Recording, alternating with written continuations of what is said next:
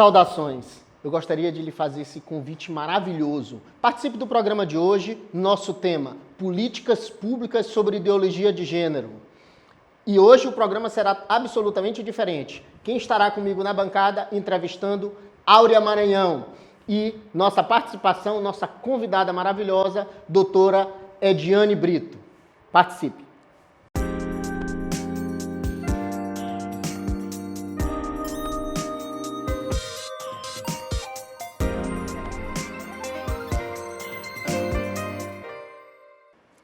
Saudações! Estamos de volta, mais um programa. O tema de hoje é para falar de políticas públicas sobre identidade de gênero. Quem eu trouxe para conversar comigo, a doutora Ediane Brito. É uma satisfação. Saudações. Também para mim é uma satisfação estar aqui hoje. Que beleza. Está comigo para fazer essa entrevista. Hoje o programa será um pouco diferente, a gente vai fazer uma sistemática bem diferente.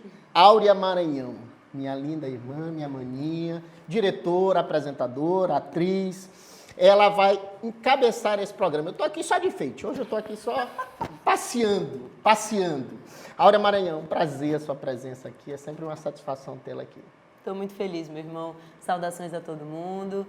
Para mim é muito feliz estar sentada mais um dia aqui nessa bancada e para falar de um tema tão importante. Então não saia daí, acompanhe a gente até o final, porque a gente vai esmiuçar, não é, doutora? É isso esse aí. tema tão importante. Então vamos lá. Eu já passo logo a palavra a Áurea Maranhão para conversar. Vou ficar aqui só de penetrar para conversar com a doutora Ediane. À vontade, Áurea. Obrigada. Bom, a gente vai começar a primeira pergunta, né, trazendo a temática, que são as pessoas trans, né, doutora? Eu queria, para entender e para explicar melhor para o nosso público, o que é identidade de gênero e orientação sexual. São a mesma coisa? Não, Áurea, são questões diferentes. A identidade de gênero, ela diz respeito a como a pessoa se percebe, como ela se sente. Então, está aqui, no nível racional.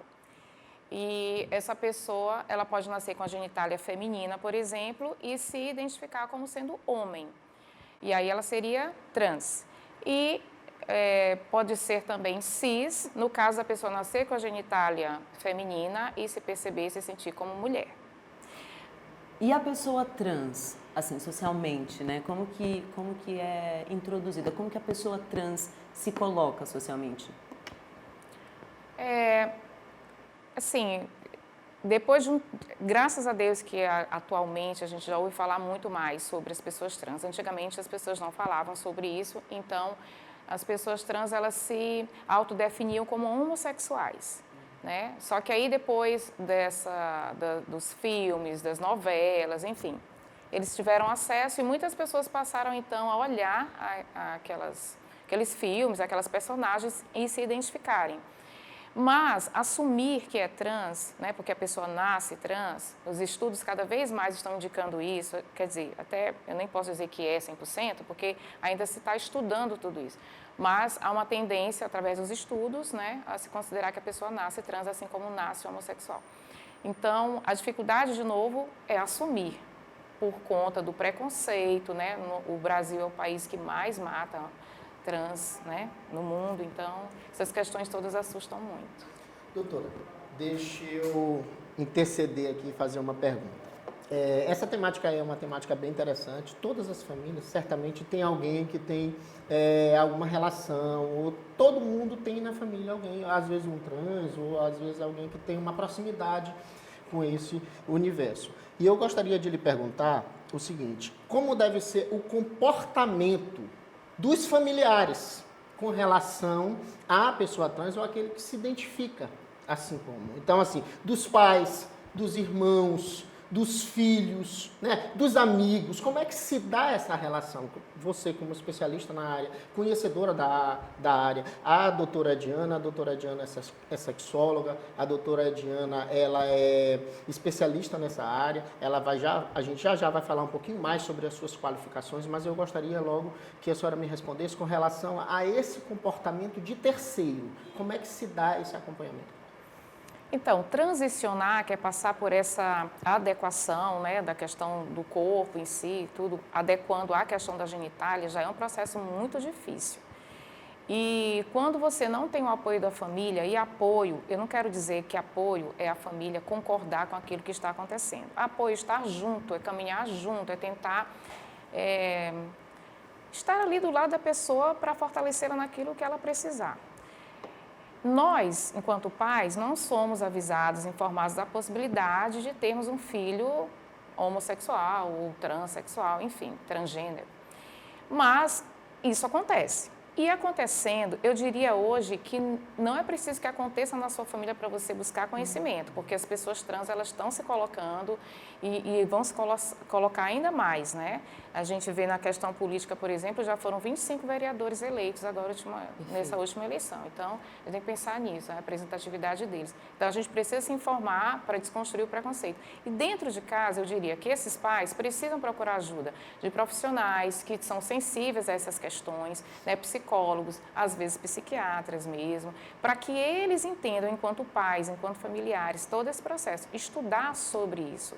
Você tem um filho, você tem um irmão, você não vai deixar de amar essas pessoas porque elas se colocaram na sua condição, na sua identidade, assumir sua questão, é isso, sexual, são seres né? humanos. Exatamente. Tem uma curiosidade interessante sobre essa pergunta que eu trouxe, que quando eu tive a primeira conversa com a doutora Diana sobre isso, e ela mesma, a doutora Diana, ela mesma falou assim, Ted, no começo, quando a pessoa me fazia essa pergunta, como é que deve ser o comportamento de terceiro com relação a isso, a gente sempre pensava assim, poxa, a pessoa trans deveria procurar um atendimento com um terapeuta, com um psicólogo e etc. Só que agora a perspectiva está um pouco diferente. E aí ela disse, depois de muitos estudos, depois de trabalhar, de conhecer, de profundamente entender da temática, eu percebo que principalmente quem mais precisa desse acompanhamento, claro, a pessoa também precisa desse acompanhamento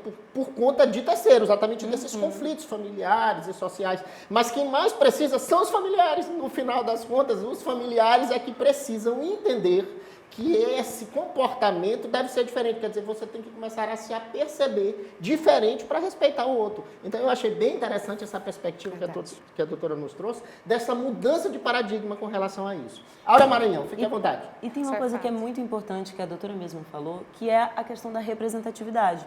Então, você ter obras culturais, a gente ter esses espaços de visibilidade para que a gente realmente normalize, não são bichos, são pessoas, são seres humanos iguais a todos nós e a gente precisa entender que é um processo normal, como a doutora falou.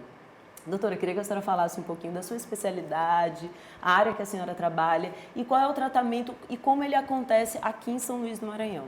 Certo. Eu sou médica ginecologista, fiz uma pós-graduação em sexualidade humana, porque como ginecologista eu sentia falta de um entendimento maior sobre isso, porque as pacientes vinham ao consultório perguntar sobre essas questões e a gente não tinha esse preparo. E aí, vindo para o Maranhão, voltando, eu tive a oportunidade de receber uma pessoa trans no ambulatório e ela veio questionando algumas coisas e eu fiquei impactada porque eu vi que eu não tinha nada para oferecer para aquela pessoa. Mas a chefia do hospital universitário, né, materno-infantil, foi sempre uma chefia que apoiou esse tipo de trabalho e tudo, e a gente começou então a atender essas pessoas. Eu recebo os residentes de ginecologia e até de psiquiatria, já teve uma época que foi por lá. Foi muito bacana porque assim, quando eu perguntava para eles, depois de um primeiro atendimento, como que eles se sentiram, né? Como que foi para você esse primeiro momento, né, esse ambulatório trans? Eles falavam assim, nossa, foi assim surpreendente, eu não esperava isso e tal. E eu fiquei me questionando qual era a ideia que eles tinham preconcebida desse ambulatório, né? E aí essa desconstrução do ET, né, do estranho, do esquisito, do anormal, para a questão da normalidade, sim. Né? Mesmo sendo uma minoria, mas é uma minoria que precisa se desprender desse manto da invisibilidade, porque são pessoas, são humanas e precisam do nosso acolhimento. Conviver, trabalhar, porque Exatamente. a gente não pode não considerar justamente que essas pessoas foram realmente isoladas.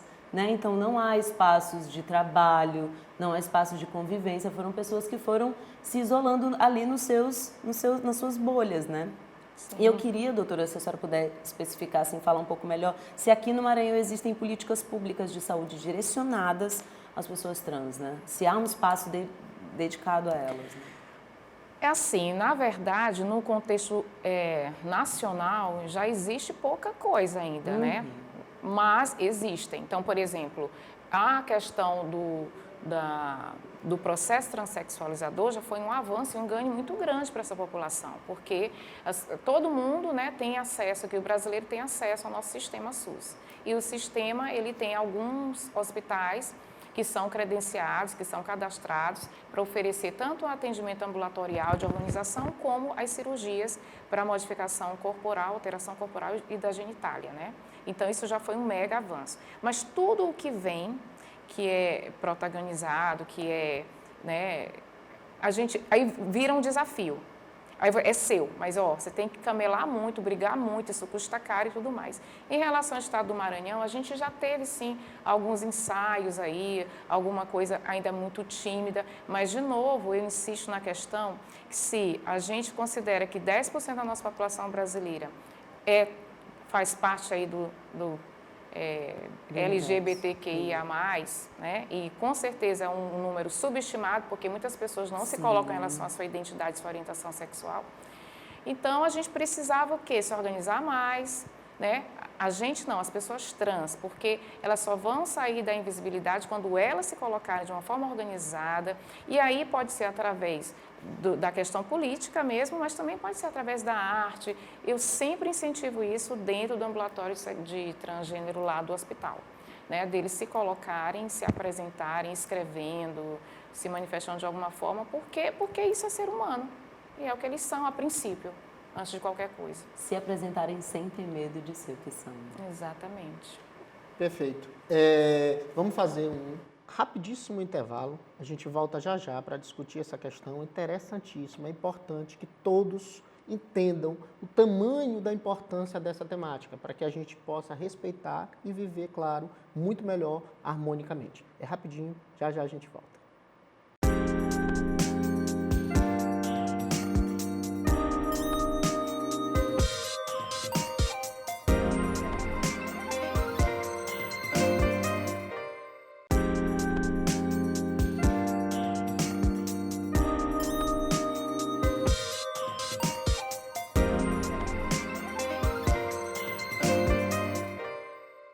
Saudações! Estamos de volta para debater essa temática interessantíssima comigo, Áurea Maranhão e a doutora Ediane Brito.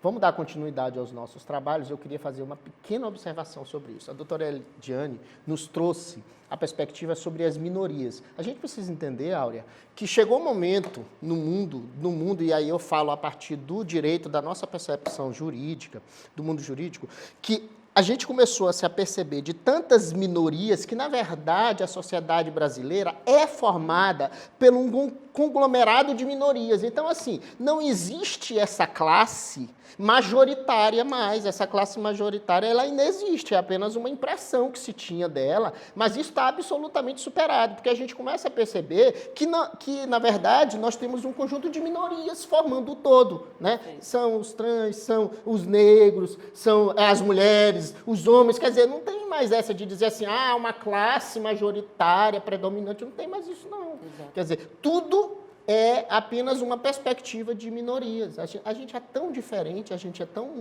né? A gente é tão múltiplo, que então a gente não tem essa coisa de ficar achando que há uma certa superioridade em nenhum tipo de... Então, o direito já começa a se aperceber disso.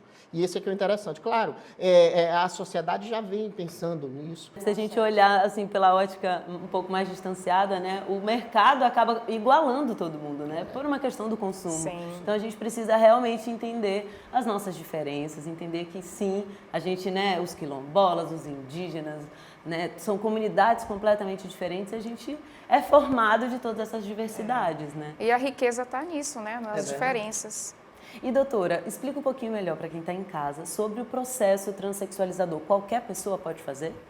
Então, a pessoa precisa ter 18 anos, no mínimo, para começar a fazer a hormonização, 21 anos para fazer as cirurgias e passar por 2 anos de acompanhamento com o psicólogo. né? Então, lá no materno infantil, onde eu atendo, Hospital Universitário, onde eu atendo as pessoas trans, a gente tem a gente segue a portaria do Ministério, o que é preconizado por eles. Apesar do nosso hospital não ser habilitado, quer dizer o quê? Que nós não recebemos dinheiro, nós não somos cadastrados, não recebemos dinheiro para desenvolver esse trabalho, porém a gente desenvolve como sendo um hospital do SUS e a gente acabou seguindo o modelo preconizado, sonhando com essa habilitação no futuro. Então, o que a gente tem lá? Nós temos ginecologista, e que eu sou a ginecologista responsável, sou sexólogo, que é um plus, né? Porque nem todo serviço não é obrigatório, mas a gente tem. Urologista, endocrinologista, que vai toda semana, não tem uma fila de espera grande para passar com o endocrinologista para quem está dentro do processo. Nós temos o mastologista, nós temos psicólogo, psiquiatra, enfermeira, assistente social. Então, é uma equipe multidisciplinar e que, hoje em dia, eles têm um acesso até fácil. Tinha, porque com a pandemia, né, a gente teve uma alteração aí dos profissionais e a nossa psicóloga, que é peça fundamental nesse processo todo, ela foi designada para atender os pacientes com Covid. Então, por enquanto, a gente não está aceitando novos pacientes, mas a gente já está... Mas sempre a gente dá uma resposta, a gente não deixa ninguém no ar, né? A gente atende, conversa, explica a situação de agora, mas quando tudo normalizar, a gente está anotando o nome e tudo. Quando tudo normalizar, a gente entra em contato e vai abrir novamente para novos pacientes. Toda semana tem procura, tem demanda e a gente consegue dar essa resolutividade. Doutora, eu queria parabenizar o seu trabalho, a sua iniciativa, né? Parabenizar a sua equipe. É muito importante que a gente tenha espaços assim no nosso estado, que recebam e ofereçam esse tratamento tão humanizado. Na conversa com a doutora, ela falou também sobre esse acompanhamento da família, da importância desse acompanhamento da família.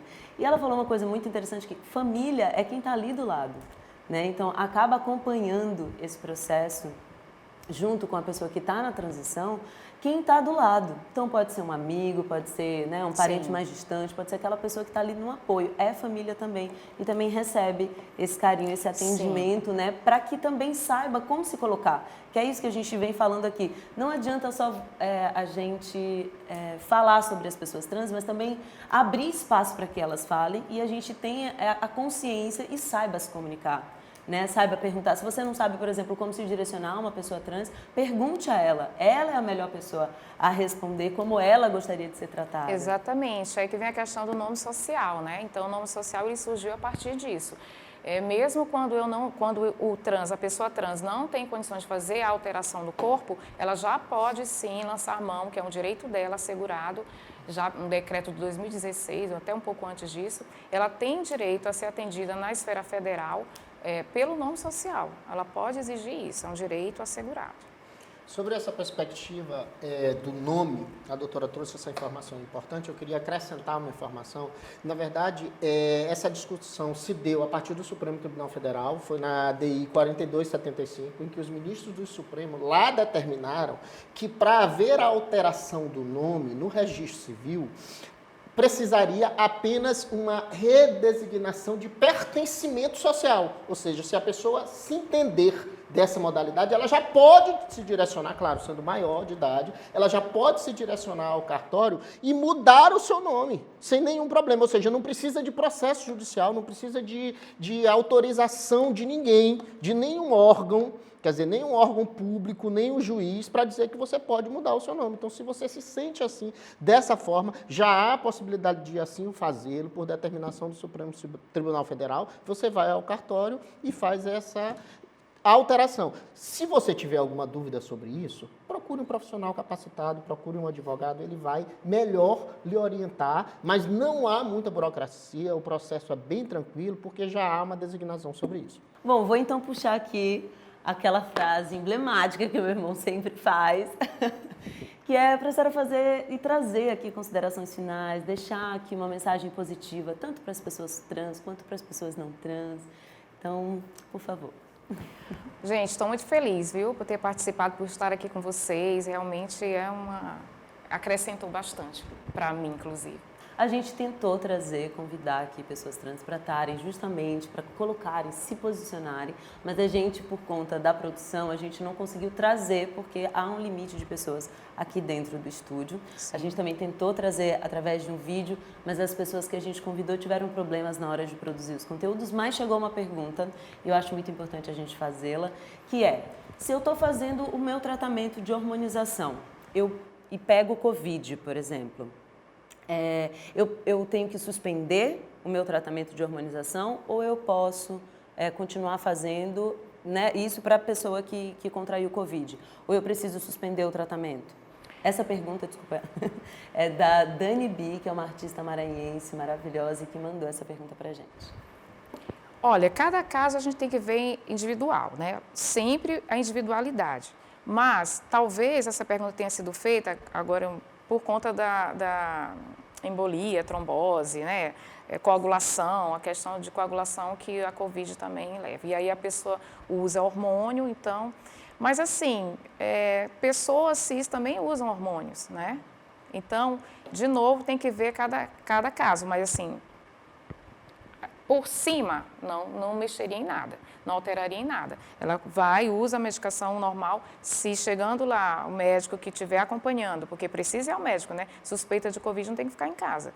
Detectou, vai ter que ir para o médico. Foi a avaliação médica, tem que ser dita com os medicamentos que faz uso, e aí, dependendo do quadro clínico da paciente, aí que vai ver se vai realmente continuar ou não. Isso é uma questão mais... A gente ainda tem um tempinho, vou trazer mais uma pergunta que, na verdade, é uma curiosidade. Por exemplo, nesse processo, se a pessoa trans, né, ela, por exemplo, tem uma dúvida, né, que a gente tem também pessoas trans não binárias, como que esse processo se dá para pessoas trans não binárias? Assim, ela precisa necessariamente fazer hormonização, não precisa? Como que o acompanhamento se dá para pessoas não binárias? Só entendendo, né, gente, a gente tem pessoas trans do sexo feminino, do sexo masculino e também pessoas trans não binárias. Aí, queria que a senhora falasse um pouquinho. 3 de 50 possibilidades, né? Não binária para que o público consiga entender de que se trata. O não binário, a pessoa trans não binária é aquela que não se identifica nem como homem nem como mulher, né? E aí tem o guarda-chuva da transgeneridade. Na verdade, não são só 3, são 50 e tantos e quantos mais vierem. Mas, assim, a gente, na nossa proposta de despatologização do processo, no hospital, a gente deixa muito livre. Então, a gente não impõe. A pessoa chega e a gente pergunta, você tem interesse em fazer cirurgia? Alguns sim, outros não. Quer fazer harmonização? Hormonização? A maioria quer. Outros não. Às vezes querem só, ou então entram querendo e depois com o acompanhamento psicológico, não, acho que eu vou deixar isso quieto, vou deixar para depois, entendeu? Eles podem mudar. Então, de ideia. E quando a gente fazia o grupo de atendimento, né, terapêutico com eles, a gente vinha com uma dinâmica. Quando a gente chegava lá, eles falavam, e no meio do caminho alguém olhou para mim e sabe, foi preconceituoso, eu estou muito triste. Pronto, aí a gente fazia, esquece, vamos dar ouvido, vamos dar lugar de fala que é deles. E aí eles vinham. Então a gente constrói as coisas muito de acordo com o que eles querem da gente. Então, normalmente, as pessoas que não se identificam nem como homem, nem como mulher, eles não têm essa disforia, esse sofrimento pela mudança, por retirada das mamas ou, enfim, qualquer outra alteração do corpo nesse sentido. São mais tranquilos com relação a isso. E, doutora, alguma dúvida a mais que a gente não tenha colocado aqui, que é importante que a pessoa que está lá em casa, ou que tenha alguma dúvida, ou que tenha questões, ou que ache que pode fazer um tratamento como esse, como que essa pessoa pode chegar, onde essa pessoa pode chegar? Fala para o nosso espectador. As pessoas que estão ouvindo a gente agora e que se colocam nessa situação, tipo, será que o que ela está falando é o que eu sinto, né? A primeira pergunta que você fez, a diferença entre identidade de gênero e orientação sexual, que é super importante, eu acabei deixando passar. A orientação sexual é se eu afetivamente, sexualmente, eu me interesso por alguém do mesmo sexo diferente, que aí é hétero, homo, bissexual, enfim, até o assexual que nem gosta de sexo. Tem tudo isso aí, né? E às vezes a pessoa se vê diferente, acha que é homossexual, quando na verdade me vê falando e pensa, nossa, será que eu acho que eu não sou isso? Talvez eu seja trans, eu estou na dúvida. Procura a gente. A gente está no hospital universitário, a gente tem uma assistente social, que pode tirar dúvidas. É uma equipe super preparada para lidar com essas questões, acolhedora, né? A gente tem uma via psicológica assim, de acolher mesmo, é a mesma equipe que atende as pacientes vítimas de abuso sexual. Então, a gente começou só com a vontade de fazer a coisa, sem experiência nenhuma.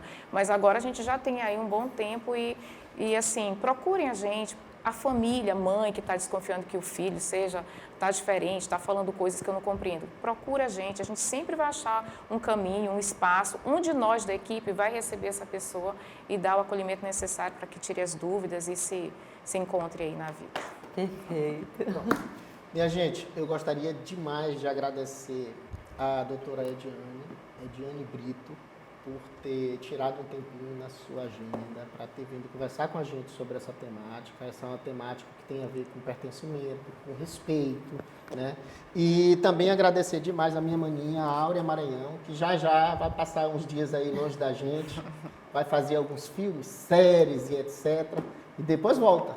Depois de terminar aí essa temporada longa de filmes e séries, voltas, e já tem bastante surpresa aí que ela está trabalhando, e agradecer a todos vocês. Hoje nós fizemos um programa diferente, um pouquinho diferente, a gente decidiu alongar a conversa para tratar bastante desse tema, e eu me dou por satisfeito, como justo, e gostaria de mandar um abraço, na verdade um salve para o meu amigo, que hoje muito cedo faleceu, meu amigo Roberto Mongelos, deve estar no Oriente Eterno, um grande arquiteto, e foi um prazer. Vamos lembrar que esse programa é gravado anteriormente, passa no sábado para você, mas hoje, o dia da gravação, é o dia do falecimento desse meu amigo. Gostaria de mandar, então, um abraço para ele, onde ele estiver. Obrigado a todos pela participação e fiquem com Deus. E saudações. Muito obrigado, doutora. Obrigada, gente. Muito obrigada. Até a próxima.